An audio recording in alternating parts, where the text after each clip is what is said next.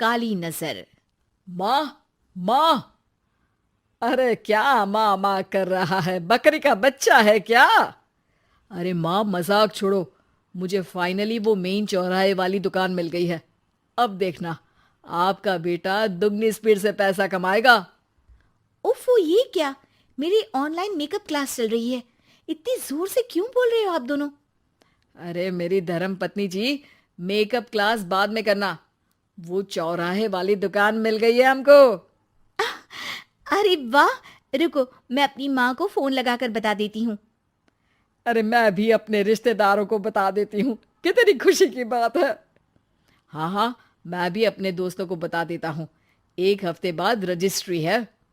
बस, घर में खुशी का मौका था। उन तीनों ने अपने अपने फोन उठाए और लोगों में बात फैलाना शुरू कर दिया। और रही सही कसर, श्वेता बहू ने अपने पड़ोस में सबको बताकर कर दी। अरे वर्मा आंटी, अब हम भी जल्दी कार ले लेंगे। घर का रेनोवेशन होगा और ठाट से रहेंगे हम भी। अरे, ऐसा क्या हुआ? लॉटरी बाटरी लग गई है क्या? अरे, इस बार चौराहे वाली मॉल में हमको भी दुकान मिल गई है। दुकान नंबर 21, जो एकदम चौराहे पर है। अब ग्राहक बढ़ेंगे तो आमदनी भी बढ़ेगी ही ना। अरे वाह, कितनी खुशी की बात है। मैं बहुत खुश हूँ तुम्हें इतना खुश देख के।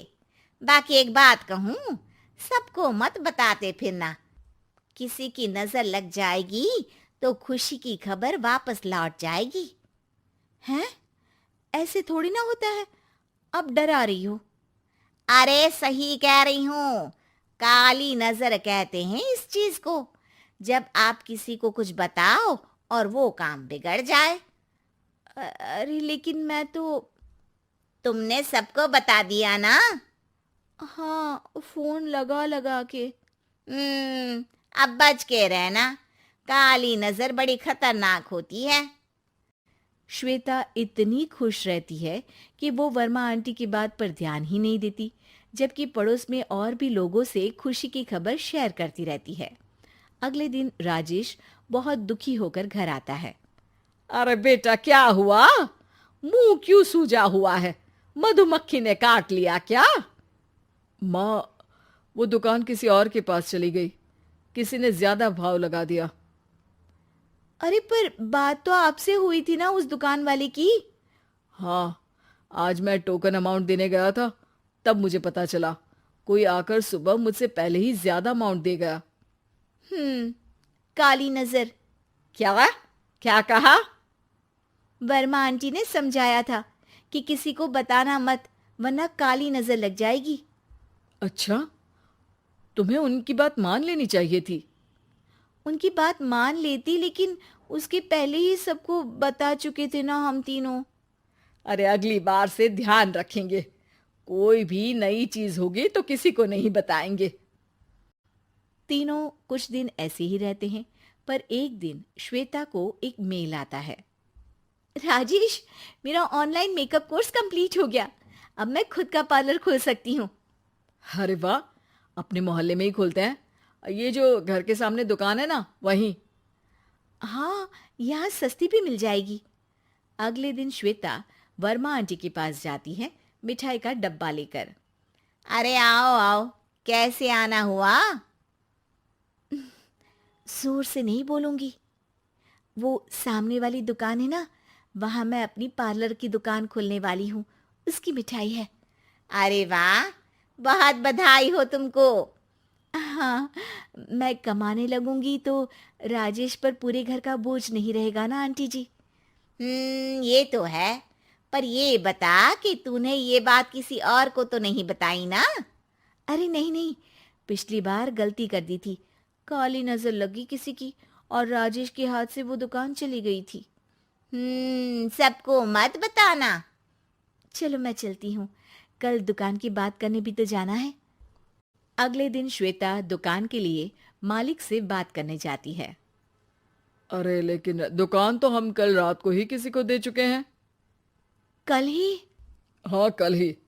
2 दिन बाद कोई यहाँ पार्लर भी खोल लेगा। अब कहीं और दुकान देख लीजिए। अरे पर हमको भी तो पार्लर ही खोलना था। हाँ भाई, एक ही दुकान है, आधी आधी तो नहीं दे सकता ना मैं। राजेश और श्वेता घर पर हताश होकर आ जाते हैं। इस बार तो किसी को बताया भी नहीं था, अब किसकी काली नजर लग सकती है। सुनो, तुमने माँ को बताया था क्या? अरे कैसी बात कर रही हो, माँ की नजर थोड़ी ना लगेगी। पक्का तुमने किसी को नहीं बताया था ना? सिर्फ वर्मा आंटी को बताया था, उन्होंने ही मुझे किसी को नहीं बताने को कहा।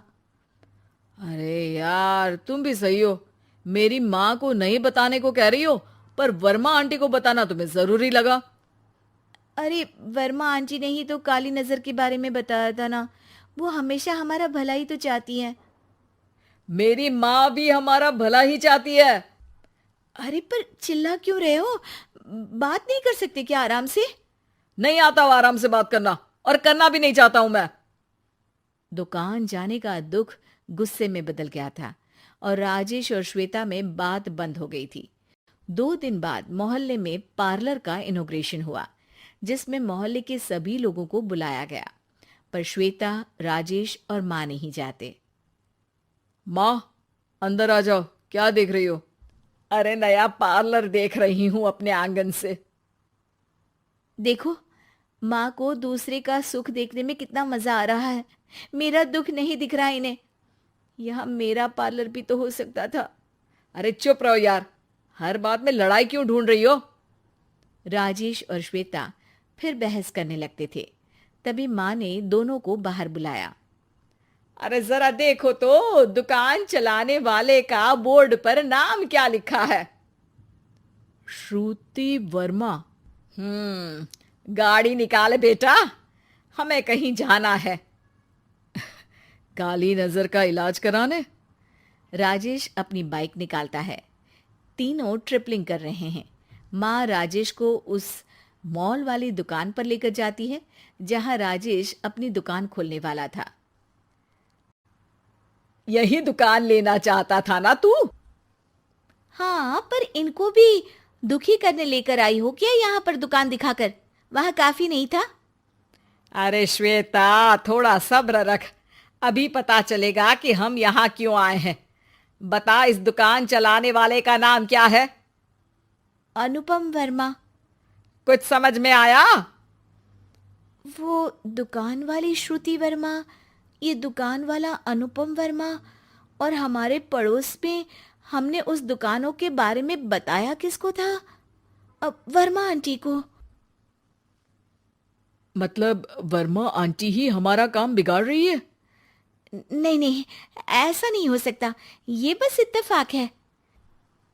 राजेश अपना फोन निकालता है और श्रुति वर्मा और अनुपम वर्मा के नाम फेसबुक पर सर्च करता है, जहां ये दोनों ही वर्मा आंटी के रिश्तेदार होते हैं।